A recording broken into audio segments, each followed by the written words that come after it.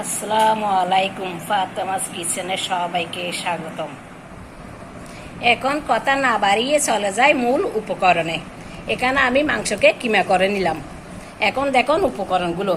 এখানে রসুন বাটা, আদা বাটা, জিরা বাটা, পেঁয়াজ বাটা, মরিচ গুঁড়া, হলুদ গুঁড়া, ধনিয়া গুঁড়া, এলাচ, ডালচিনি, জৈত্রিক, জায়ফল, স্টার এলাচ, টক দই, পোস্তা বাদাম বাটা, লবণ।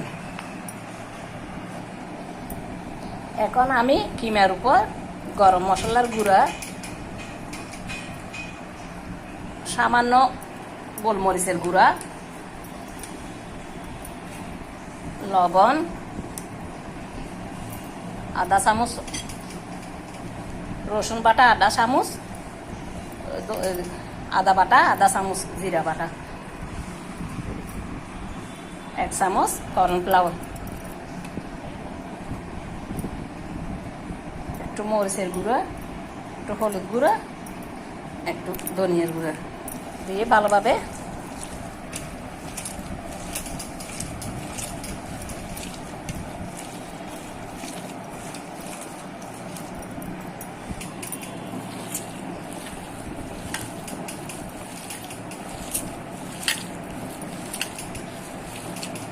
মাখাটা হয়ে গেল। এখন আমি ছোট ছোট করে বলের আকারে বানাই নিলাম।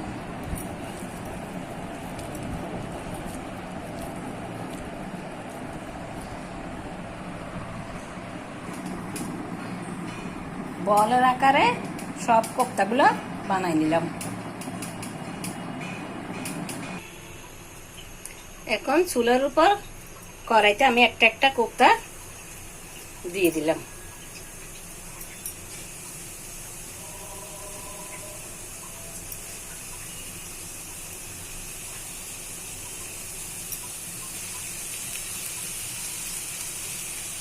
এর উপর একটু তেল দিয়ে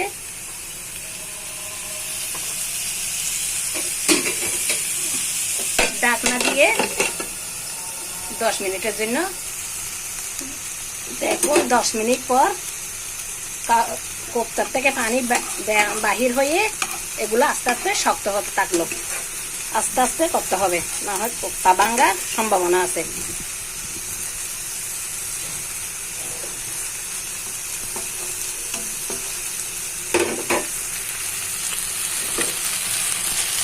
আস্তে আস্তে ওই কোপ্তার থেকে পানি বাহির হতে থাকলো। আবার 5 মিনিটের জন্য এখন চুলায় কড়াই বসাই দিলাম। এর উপর 1 কাপ তেল দিয়ে দিলাম।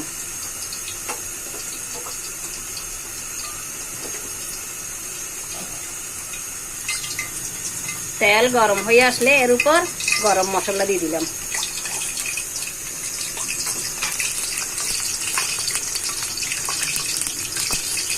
পেঁয়াজ বাটা দিয়ে দিলাম।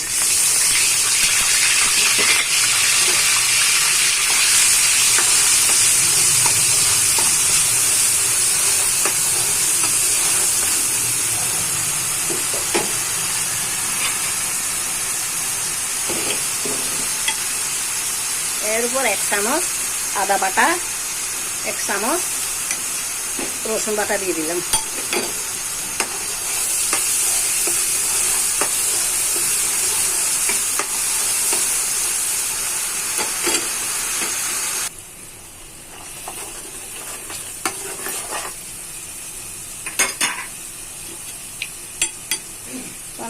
এর উপর 1 চামচ জিরা বাটা,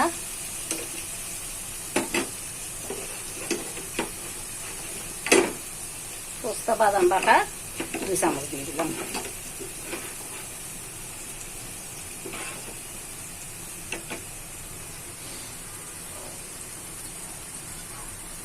আধা চামচ হলুদ গুঁড়া, 2 চামচ মরিচের গুঁড়া, 2 চামচ ধনিয়ার গুঁড়া দিয়ে দিলাম। স্বাদ মতো লবণ দিলাম।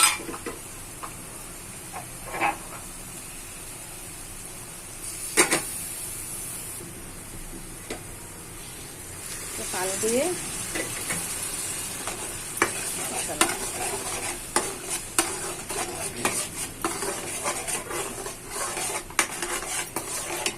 5 মিনিট কষতে থাক। মশলা কষে গেল, এর মধ্যে 5-6টা কাঁচামরিচ দিয়ে দিলাম।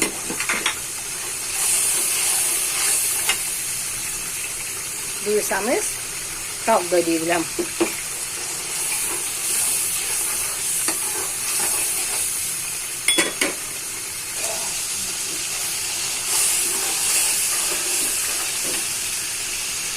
এখন কোপ্তাগুলো মশলার উপর ঢেলে দিলাম।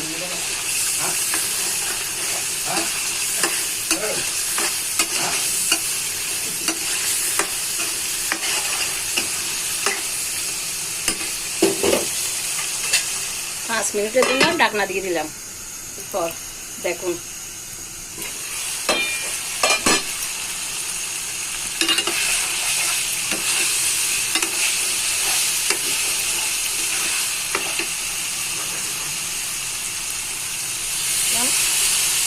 এক মগ আর আধা মগ পানি দিয়ে দিলাম।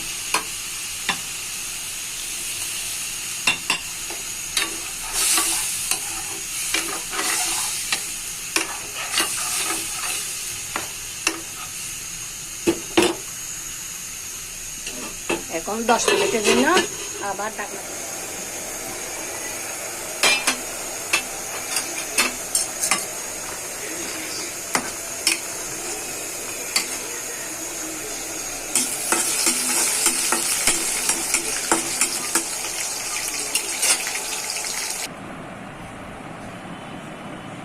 কেমন হলো আমার কোপ্তা কারি? সবাই ভালো থাকবেন। খুদা হাফেজ।